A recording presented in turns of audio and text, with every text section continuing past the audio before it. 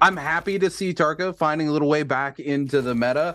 I'm excited to see Mike bring it out here. Look at this, off to a good start already. Blue armor, blue dualies under the belt already, looking potentially for that hang sword or katana to come up on here. He's going to come over the cliff here. The thing is he did not start onto those fireflies. These two players here are going to have that ult advantage here. So Mike needs to play around these two particular players very carefully, given the map that we're on. Mike already on the move here, trying to play around the interaction a lot, but he's not afraid to take the interaction here with Wang Liang because of who he's playing here. Tessa, you're able to dodge those ultimates 9 times out of 10 when you've got the skill like Mike does here. So he's able to dodge that first ult coming out from Wang Liang. Wang Liang losing all of the value of that early Firefly as Mike is just able to break away from that engagement super early on with no consequences. Wang Liang now forced to take the engagement here onto GG Shah. He's going to have that second ultimate in the back pocket. He's going to throw it out before Shah is able to make something happen here. Shah going to return the favor though with the F coming in. There we go. Going to get the fall to utilize safety for himself there while he is charmed out by Wang Liang. The positioning on these players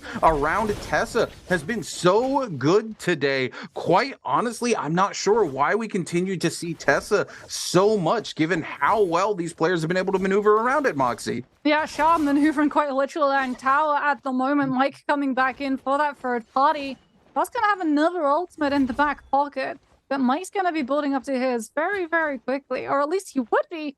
He was actually taking these fights, but he's being very, very careful not to fully hard commit the engagement, knowing if he goes too far and bites off too much more than he can chew, he's going to be turned onto a CDY. There it is. There's that immediate teleport into the uppercut, confirmed that CDY is able to translate into a combo extension, and we get to see that Sheol ultimate really get to put into aggressive play. Wang Liang with the RMB on that fan, connecting the full charge onto Shah, who's now right in the middle, has to touch around both Mike and another player in the area who does have that fan. Is making it so annoying for Shah to find some of these reset moments. It's even harder for him to break away because he actually has a bounty on his head as well. Sits in the focus strike, commits to it actually. That time around he cancels, waits, flashes the red in case Wang Liang uses the spacing to try and get aggressive with an RMB on that fan throw out. Mike still not taking the hard engagement.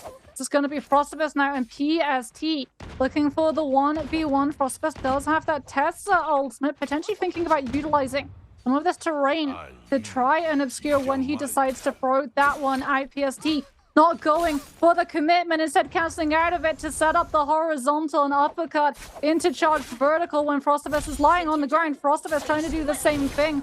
PST is going to utilize that ultimate. Frostabus also throwing his out, doesn't manage to find the connection. And PST now is putting pressure onto the Tessa. One shield has been broken. The teleport going to actually be dodged by Frostabus, who turns around with the horizontal. We're going to see PST get to swap over to the musket and land the damage. As you can see that Frostabus was sort of in 2 frames of mind, trying to throw out those focus strikes. His blitz that block as quickly as he could, taking the fight to a range, allowed PST to set up into the musket swap, and unfortunately it's Frostabus who pays the price.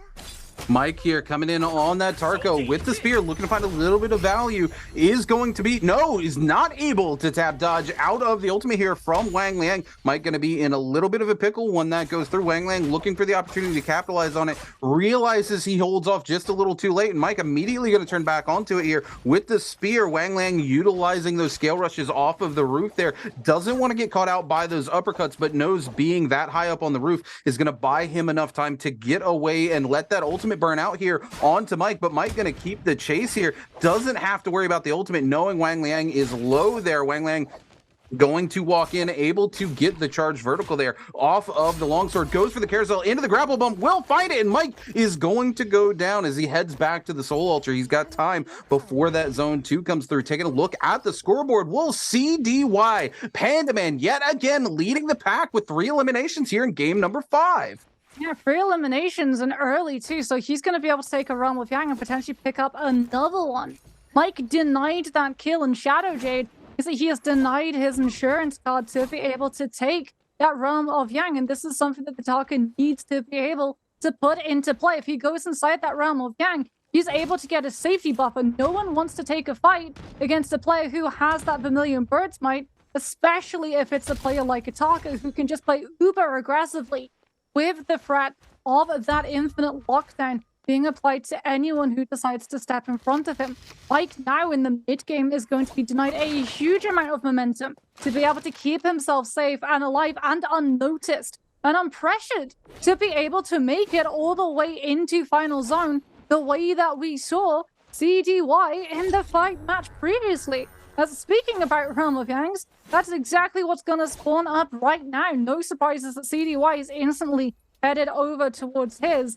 OUG's Mike thinking about maybe going into one. WBG Spider also dancing with the prospect. Looks like J-Team's PST. He did get the kill onto Frostivus, so he doesn't have to worry about lacking one of those soul blimps. Can definitely try and put himself into the fight as well as Sheol with that teleport, with just being able to control a lot of the spacing in terms of those 1v1s, is pretty perfect to go inside the Realm of Yangs, right? Because if the other player tries to use the pillars to create distance and a lull moment for them to find a reset, Sheol can still actually make sure that the tempo doesn't slow down enough for a player to feel safe to be able to get the reset. Since we're on to Morris and off of Hollerov, we don't have Zips in lobby. No one's going to be able to continuously have healing when they're moving unless they have Tuna. Yeah, Mike here, still not sure if he wants to go in the Realm of Yang, but I think realistically he needs to take a Realm of Yang here. He doesn't have the safety net, the security, but this is going to be one of the only isolated 1v1s he can take realistically as Tarka. He has to take this risk to find some sort of momentum back into the game. Yeah, Hung Sword coming through there, and we're going to see Wang Lang. Look at this. Just praying it up, giving a little bit of respect due to OUG's Mike. The red flash coming through, the respectful 1v1. We love to see the respect from these players. Mike able to avoid the ultimate there off of the rip. Wang Lang looking to come through here, trying to find a lockdown onto Mike here. As Mike takes an early lead into this, Wang Lang will be able to get that ultimate back up for one more time, but he's going to have to utilize it really well. No, Mike able to avoid it. There's no place to go. The F invested as well. Wang Liang, no place to go here as Mike comes in. He goes for the carousel, but the ult just pops into his face, and OUG's Mike takes the risk, and it pays off. CDY as well, off screen, is able to win his own Realm of Yang too. That's another kill picked on up for the Sheol. Mike getting probably one of the best matchups to have inside a Realm of Yang, right? Being able to recover, not just in terms of that loot scaling, but going up against the Tessa, as we've talked about for all of today. Tessa struggles inside the isolated Realm of Yangs because you don't have any of the distractions, so it is oh so simple for these players to dodge around the throwouts of the Tessa ultimate, because a lot of the time, even though you have those 4 pillars obscuring when the Tessa ult comes through, the fight is for the most part taken in open space, so it's really easy to see when the ultimate is coming out, as opposed to playing somewhere like we're seeing right now, where Frostivus could potentially look to obscure his ultimate being cast out with the buildings around him. As JL's AS on that Justina has the ultimate ready to go, comes in with the RMB on those steel halberds. Frostivus with the grapple cancel. Connection Robert going to be able to keep the pressure up, utilizing the F from the Tessa to push the Justina back into the corruption. AS coming in with the ultimate. Looks to try and find potentially a freeze lockdown onto Frostivus, who's able to. He finds the freeze connection onto the Tessa, and Frostivus goes down, having already invested the combo breaker of the F aggressively to space the Justina into the corruption and try and force the ult early. Oh my goodness, Mike here coming out, and this is exactly why Mike needed to take this risk, right? He's got that Vermilions Bird Mite. He can aggressively pressure fights throughout this stage of the game. He's been able to get that upgrade to the gear that he desperately needs. And this game, unfortunately, like we said, going to be a little bit slower than our last game. We were down to, I do believe, like 6 or 7 people after their first stage of Yang last game. So Mike here really needs to capitalize on this Vermilion and make something happen. Unfortunately, he is just caught in a fight club in a corner in here. He's able to get the interact though, keep the dreams alive here, trying to chase down this kill. He's going to eat yet another Tessa ultimate to the back though. Mike now going to take the scale rush here from Wang Liang. Wang Liang looking to full capitalize on the sends Mike flying. Somebody needs one tap on Mike. Mike just trying to break away. He's got the ultimate. He doesn't want to invest it if he can help it here, but the players are going to keep the pressure up. Wang Liang coming through, looking to pressure Mike into that bad position. Catches him there, backs away. Know that Mike's going to pop pop the ultimate, so doesn't go for the carousel, fakes it out though. The F coming through. Mike now looking to capitalize on Wang Liang as the other players break away from this fight. He gets caught out in the ultimate yet again. Unfortunate for OUW's Mike, and the scale rush comes through. Wang Liang picks up the elimination, and just like that, OUG's Mike's safety net is cut out from underneath of him. Oh, great play coming through from Wang Liang. When he lands that Tessa ultimate, he just holds Mike in a hostage situation where he holds the scale rush charge to see whether or not Mike decides to try to interact with the urn. And if he doesn't, he eats the scale rush. If he does, he eats the scale rush, but it interrupts the interaction with the urn. No matter what, when Mike gets hit by that one, he is going down. Now it's just a matter of whether or not it's going to cost Wang Liang for playing that aggressively for that pick. No, he gets another ultimate, connects onto XXY, who's going to take the downtime, find the interaction, and then try and turn it back in onto this Tessa. But because of that, Wang Liang has been able to find the time, put himself inside one of those buildings, pick himself up a great armor reset, charge a scale rush up from the ceiling to be able to book it out of the door and put himself on the outside of the fight, as there are so many players in this lobby. 9 left in total, and Wang Liang is just running through every single one of them. Had the longsword to be able to get the scale rush. The second that he's out and into the open and towards the cliffs, he swaps to the fan to be able to charge the scale rushes up faster. Kites over towards tower to be able to continue to use all of this terrain to keep himself as mobile as possible, making it so hard for these players to pin him down as he just waits to see whether or not he can get this ultimate online and buy himself a safety net, put himself onto one of these shelves to get one Vitalia off. There's the first. Does he find a second? He finds a reshield as well, the full gray. Now going to be back into the mix with that little bit of safety line. He can now try and be a little bit more proactive and looking for some loot around him, as he did have to give up a lot of that to be able to still live in this lobby. These players, however, they've been brought into this area by Wang Liang, and they are not leaving anytime soon. Spider, seeing that some of these players are behind him in terms of that loot scaling, wants to keep applying this pressure so that when everyone has to relocate and try and take a fight to scrap over the next realm of Yang's one. Oh, Spider. Okay, we actually get to talk about this audit. I didn't think we'd see a lot of it in solos. It is devastating when you don't realize that you're playing into it, but in solos, there's actually a tell that Raven was talking to me about. There's a white flash that the character makes where you can just straight up parry it on every single frame. Like, you don't even need to jump parry or crouch parry or tap parry. It's just you see the white flash from the character and parry. So I don't think we're going to see it as much in solos, but in that instance, it worked out so well for Spider. No one knew that was coming through.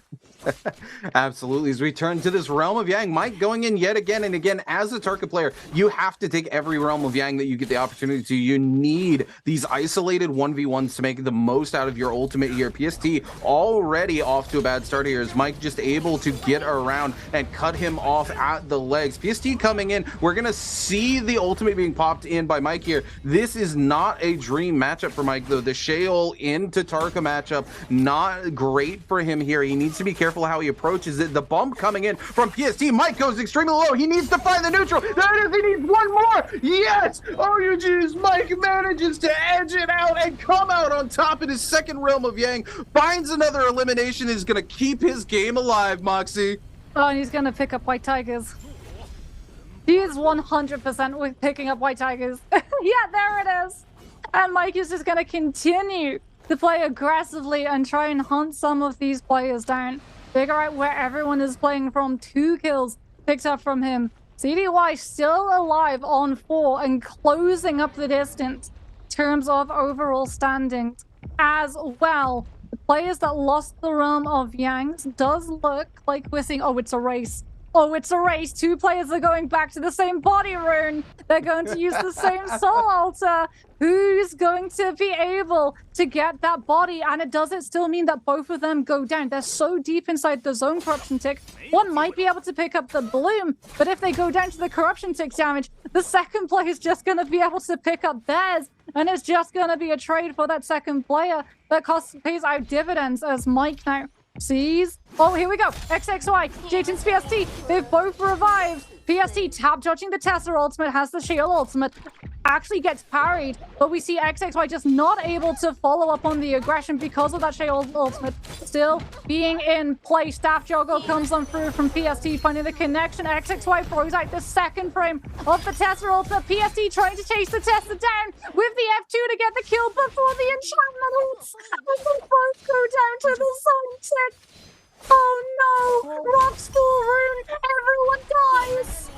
Oh my goodness, you talked about the bingo card being checked off, Moxie, and there we go, double zone death.